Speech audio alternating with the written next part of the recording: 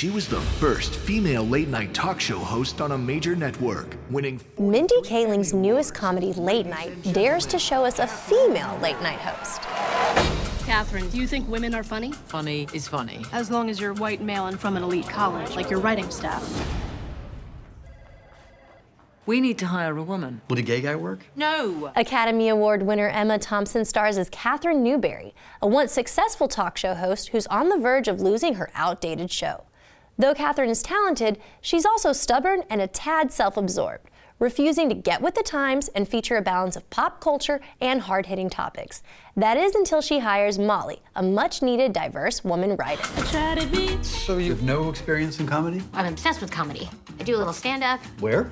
If you have a problem, ask the chemist. She'll always have the solution.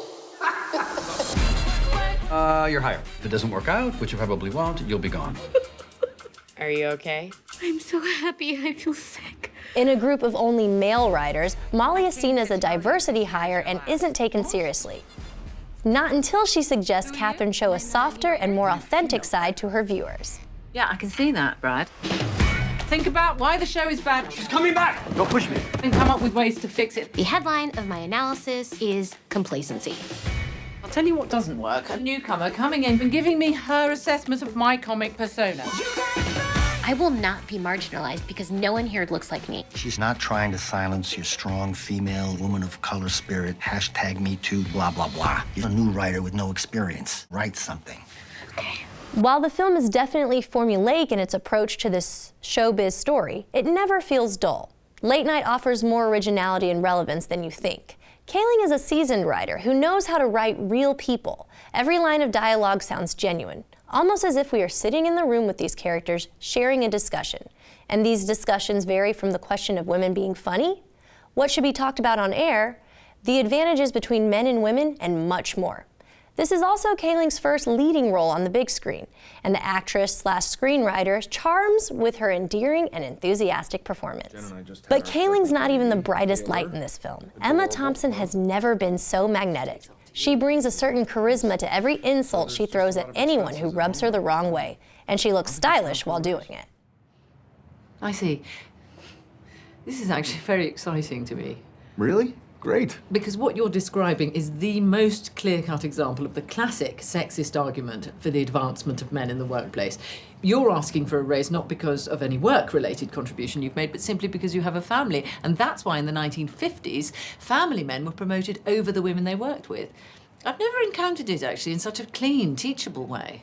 I don't usually look up to characters who would be classified as rude, but it's hard not to admire Catherine's confidence and wit. Her character can be compared to Meryl Streep's in The Devil Wears Prada, yet Catherine isn't as cold and is a lot more humorous. The show hasn't been good for years. Why didn't you say something? I thought you knew and didn't care. As you can probably tell, there's an element of women empowerment here, but the film doesn't try to force this message down your throat, and it refrains from becoming too preachy.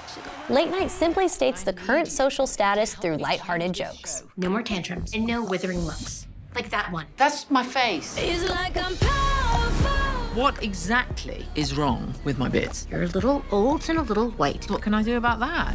Let me introduce you to a new series, Catherine Newberry, White Saviour. I feel like I could never hail a cab. Let's see what we can do about that. I actually didn't need to go anywhere. That doesn't matter. This is how white saviors work. Into the cab. First-time film director Nisha Gantra works well with Mindy Kaling to create a delightful comedy that almost feels like comfort food in the midst of all the Hollywood blockbusters. Late Night will have you laughing, cheering, and quite possibly crying. Trust me, you won't want to miss it. She said that I reminded her of a younger her. Me. I mean, Molly! Molly! Molly!